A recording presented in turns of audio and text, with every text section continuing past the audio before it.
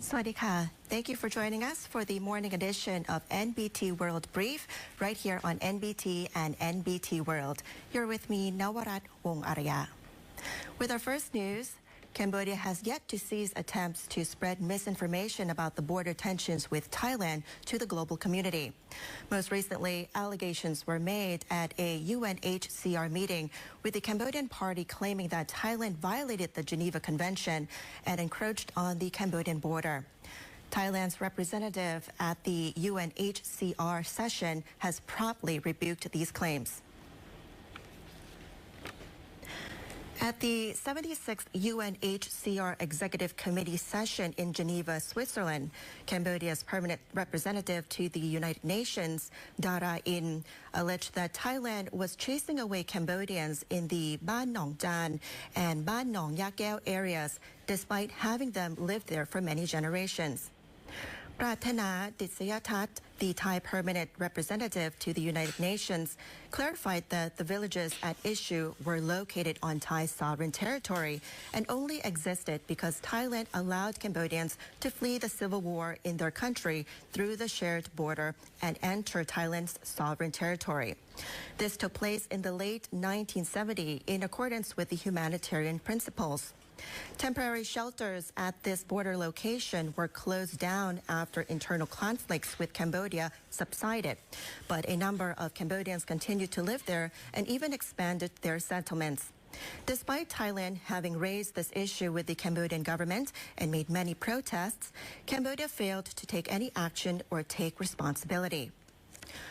The Thai representative added that Cambodian military units had recently brought civilians, including women, children, and monks, into the area with an underlying intention of raising border tensions.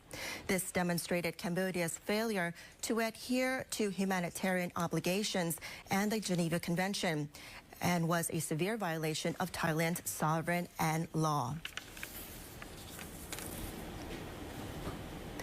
ETIHAD Airways has launched its inaugural flight to KRABI on Thailand's Andaman coast, boosting Middle Eastern tourism to Thailand. Deputy Prime Minister and Minister of Transport Pipat Ratchakit Prakan officially welcomed passengers aboard the inaugural flight of ETIHAD Airways from Abu Dhabi to KRABI on October 9th.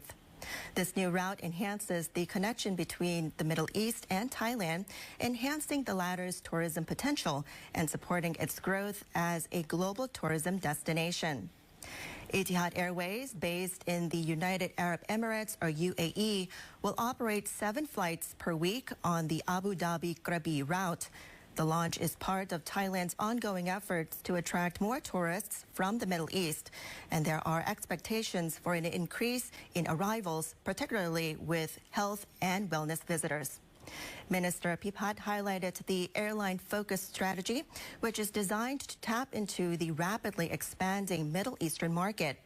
He projected that by the end of 2025, more than 1 million Middle Eastern tourists will have visited Thailand, contributing significantly to the country's tourism and economic growth.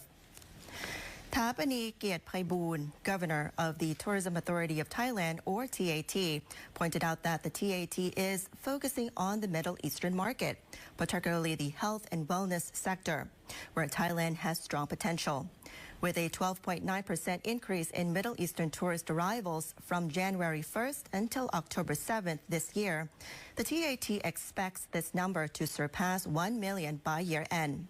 The average spending per Middle Eastern tourist is 100,612 baht, and this new flight route is considered a key step in Thailand's ambition to become a global hub for medical and wellness tourism. In our next news here, at least 8 people have died from Friday's 7.4 magnitude earthquake that struck southern Philippines. Meanwhile, locals were camping outside of their homes or elsewhere in their neighborhoods as they sought to avoid being outside buildings.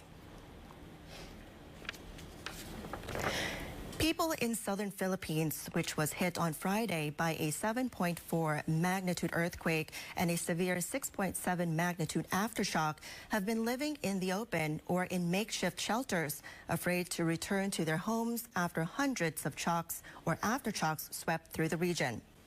At least 8 people have died from the earthquake, with 3 of them being workers at a mine where a tunnel collapse occurred. Friday's earthquake struck off the coast of Davao Oriental Province in the southern Philippines, causing widespread damage to homes, buildings, and infrastructure. The Philippine Institute of Volcanology and Seismology, or PHIVOLCS, said the quake was felt across parts of southern and central Philippines. Due to its offshore epicenter, a tsunami warning was briefly issued for some coastal areas. The 7.4 and 6.7 magnitude tremors come just 10 days after a magnitude 6.9 earthquake struck central Philippines on September 30th, killing 74 people.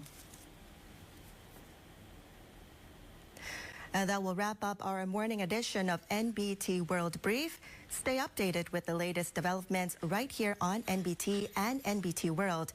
And for more stories, simply scan the QR code on your screen to access our full coverage across all media platforms.